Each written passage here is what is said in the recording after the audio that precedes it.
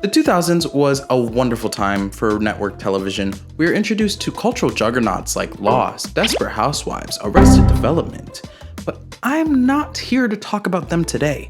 They've had their time to shine. What I think made TV so great in the 2000s was the absolutely unhinged popularization of reality television. And it could be about anything. Want a show about a couple of ugly gals with low self-esteem who must undergo a multi-month transformation to mentally and physically change their very self just to be entered into a beauty competition at the end where they still get ripped to shreds? We can make that happen.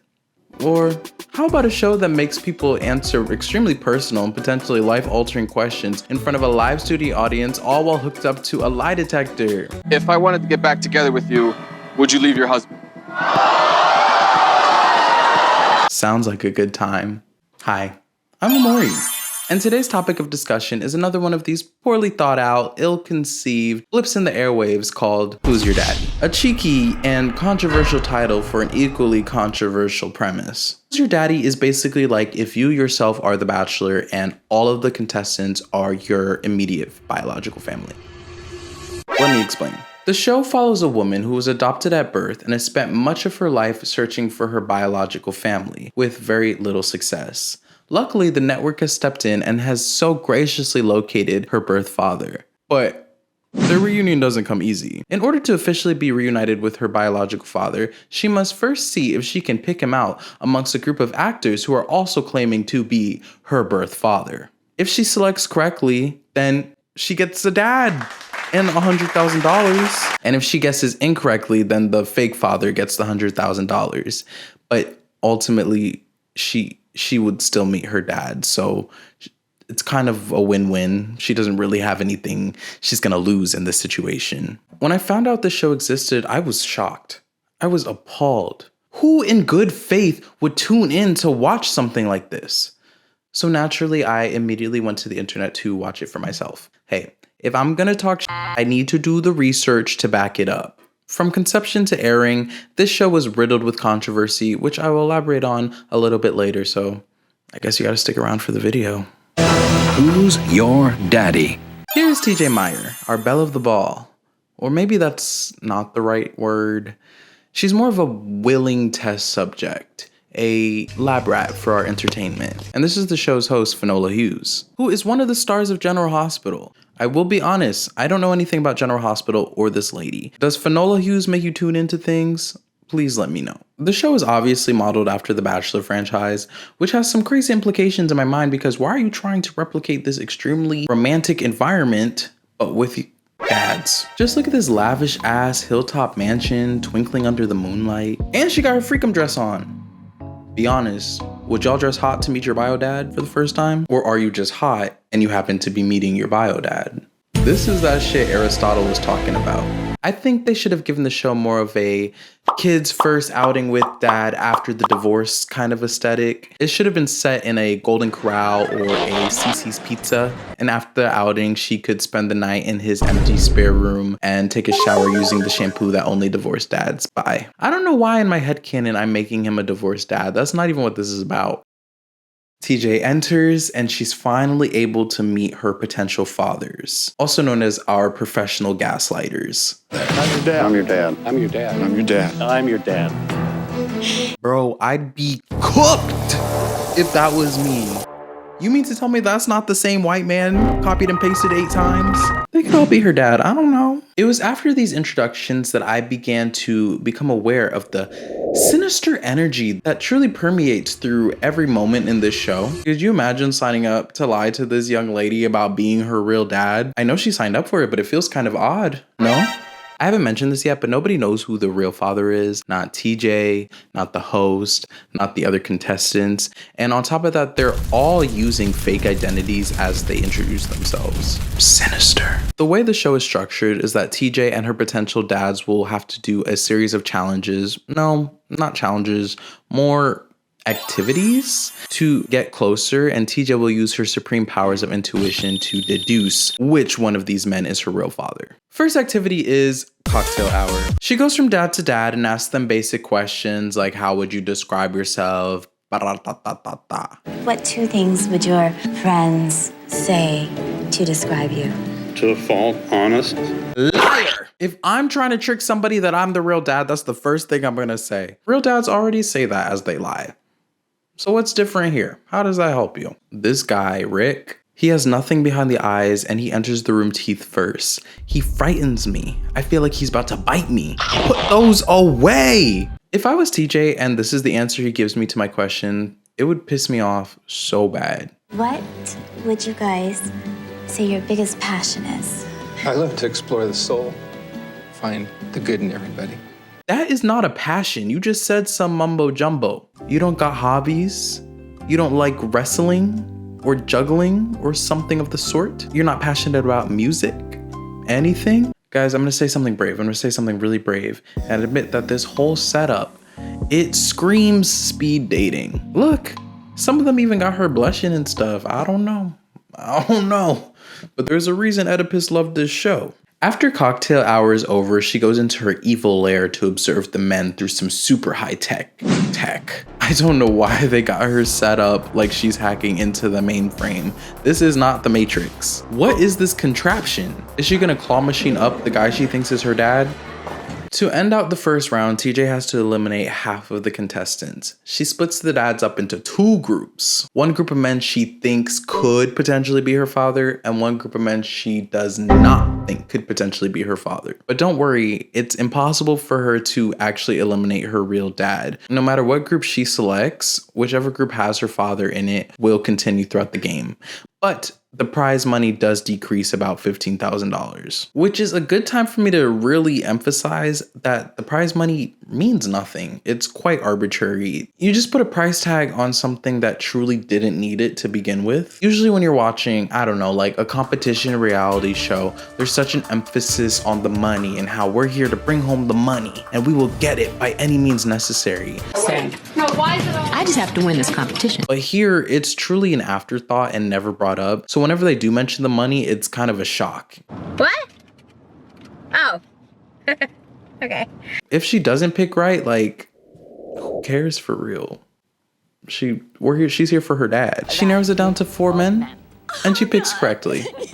Congrats, TJ. You did it. Now it's time for another challenge, or activity, as I said before. Now, one might think that the next activity will be something that will really help her determine who her real dad is. But I don't think they help at all, quite frankly. Which is why, of course, they decide to do a fun disco challenge, a disco dance challenge. The reason being that TJ's real dad won a dance competition once, so I guess he's a good dancer. Now, contrary to popular belief, dance ability is not earned through hard work, training, and dedication. There are only 2 ways that a person can be a good dancer. They could have A, biologically inherited it from their parents, or B, own the Michael Jackson The Experience game for the Wii. There's no other options. They don't give a description of what dance competition this is. I don't know if this was a middle school dance competition. I don't know if this was their high school talent show, but apparently he won a dance competition. Due to the lack of supporting evidence to this claim, I'm going to assume that he won Make Your Mark Ultimate Dance Off, the Disney Channel dance competition where the winner would win a guest starring role on the hit DCOM Shake It Up starring Zendaya and Bella Thorne. They do goofy middle-aged white man dances interspliced between cuts of TJ crying. Moving performances from these fellas. I don't think this really helped her at all, but it's kind of goofy if you're into that sort of thing, which I am not. I was sitting there the whole time watching it like, I don't want to see you dance. After the dancing ceases, she's able to have an anonymous instant messaging conversation with her daddy. Their words, not mine. It's an emotional exchange. I mean, it's the first time she's able to willingly speak with her biological father. I can't help but think this conversation is one that should happen face to face. They should have instead utilized their production mandated computer time to have a laugh, maybe play a game of solitaire or minesweeper. Deliberation time once again. After much thought, TJ must now TJ must eliminate 2 dads from the competition. Once again, if she picks the wrong group, nothing really happens. Maybe she loses 15K. Ooh, you wanna meet your dad? You wanna meet your dad? F you, we're taking your money. She narrows it down to these 2. Bingo. She's right. Thank God she got rid of Rick's smiley ass. Get him out of here. My name is Steve Peterson, and I'm a singer-songwriter, and it's been an absolute pleasure. Oh, look, would you look at that? Turns out he does have hobbies. Should have said that in the beginning. Maybe I would have liked you a bit more. And let's give it up. Let's give it up. These are our final two fathers. Let's clap for the fathers that stayed. So these are the final two fathers. We have one man who is TJ's actual biological father who has been searching for her his entire life. And we have another man who is going for gold in the Gaslighter Olympics. Right alongside your boyfriend who treats you terribly because his middle school girlfriend broke up with him one time and he can never love again. And a dog that is pretending they didn't just put a dangerous object in their mouth even though you just saw them. There's a segment where TJ's real dad's oldest friend picks him up via a video that TJ watches. And I love the implication that TJ's dad needs a wingman to be introduced to his daughter. Like he really needed someone to sell him. Yo, TJ, what's up? I'm your dad's boy from back in the day. And I'm just here to tell you that like, man, he's just a really great guy. Ever since I first met him, he's always slanging making mad money, you know what I'm saying? Yeah, I'm sure you'll love him, you know, and he's a looker, you know, for his age, you know, he's just really, really handsome, and his hair is so soft, and he does this thing when you scratch behind his ear, he sort of like shivers like he's a dog, and it's really cute, and yeah, he's the best, and I'm in love with him.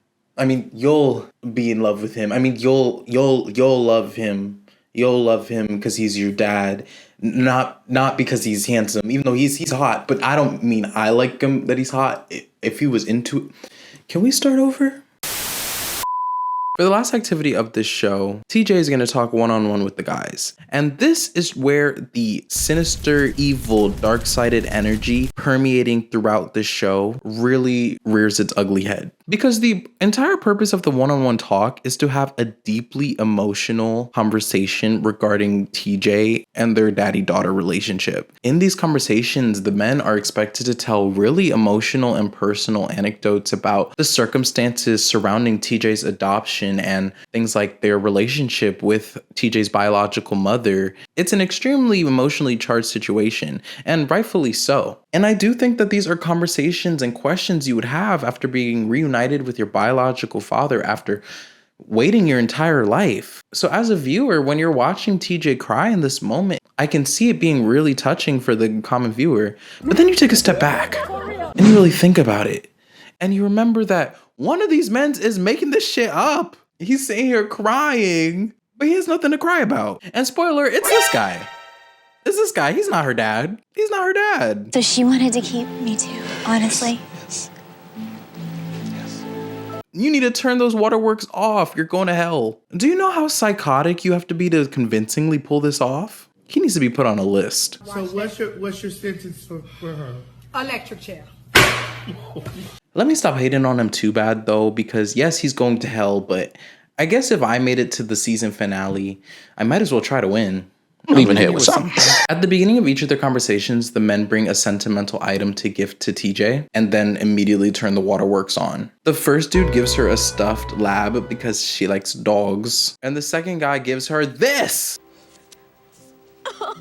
Jump scare. This is what kind of sealed the deal for me because only a real father would gift her this ugly ass drawing. No disrespect. It's sweet, but don't quit your day job. One really touching chat later and one deeply unhinged representation of humanity's ability to deceive later, TJ makes her decision. If she picks the right guy, she is going home with her life changed forever. She'll be living here not just with an ugly ass drawing, not just with a stuffed animal, but she will be leaving here with $100,000.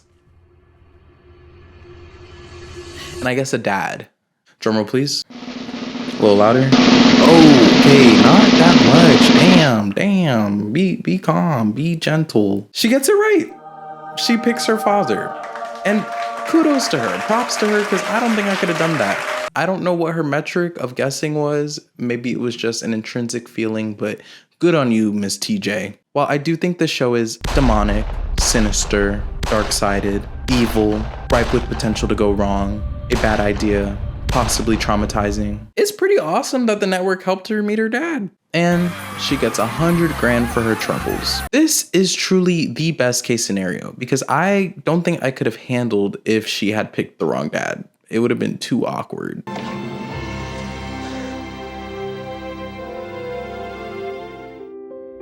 I'm your dad. Psych! You picked wrong, give me that money. You picked wrong, give me that money. I just came here to win this competition. Drink you, you stupid.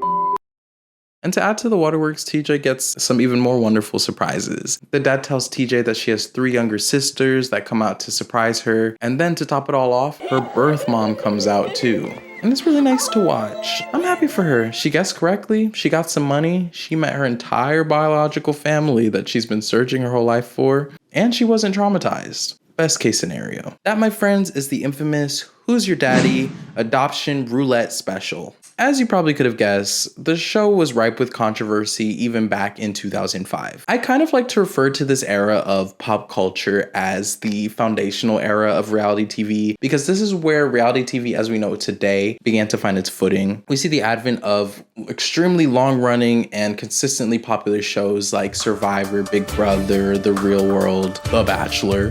Networks and production companies realized how cheap and lucrative reality TV could be. You just needed to cast the right people and it became an infinite gold mine. It was basically / Mother Lot in The Sims, an infinite money hack, if you will. Hey, so I don't know why I said Motherlode like that. Mother Lod? What? It don't even sound right. Mother Lod.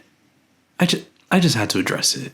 Anyways. And around this time, they also realized that controversy makes dollars. Rage bait is not a new thing, y'all. It's been happening since the beginning of time. As soon as the show was announced, a grassroots campaign to get it canceled and taken off of air was immediately instigated by various adoptive parents, adoption agencies, and adoption rights organizations. Multiple news outlets reported on the controversy, and a letter writing campaign urging Fox to cancel the show and remove it from air immediately took place. People were pissed, but pissed people still have money. Yeah, so after all that controversy, it didn't even work. The rage baiting didn't even work. After the show premiered, it received relatively low ratings and mixed reviews from critics. It ended 4th in its time spot for that night and received less than dismal reviews. I think a major contributor to the failure of this show is they leaned into the controversy but didn't really produce anything to back it up. The show itself, quite frankly, is not particularly interesting or provocative. It doesn't really say anything new, and it's kind of a snooze fest. Yes, it pulls on the heartstrings a little bit, but as someone who has recently watched it, I can honestly say it was very much bland and kind of forgettable, and no amount of middle-aged man dancing could ever make me watch it again. Who's Your Daddy was swiftly canceled after 1 episode. Aw. This pilot that aired was turned into a special. The rest of the 5 or 6 episodes they filmed went on to air on Fox's reality channel as a part of Father's Day, because dads everywhere would really want to watch this show. And then they were swiftly locked in the vault, never to be seen again. 2 episodes of a spin-off called Who's Your Mommy were also produced and released later that year. This time, the show followed women who were hoping to be reunited with their biological birth mother this time. But similarly, after they aired, they were also locked away in the reality TV vault, never to be seen again. Well, that's the story of Fox's failed reality TV adoption competition experiment. I guess I have to respect TV executives in the 2000s' commitment to airing truly anything, everywhere, all at once. Thank you so much for watching. I hope you enjoyed the video. If I was there in the room with you right now, I'd love to give you a big ol' bear hug, because you're awesome. And you deserve it. Please remember to like, comment, subscribe. Let me know what worked, let me know what didn't. And hopefully I'll see you next time. Thanks so much. Bye.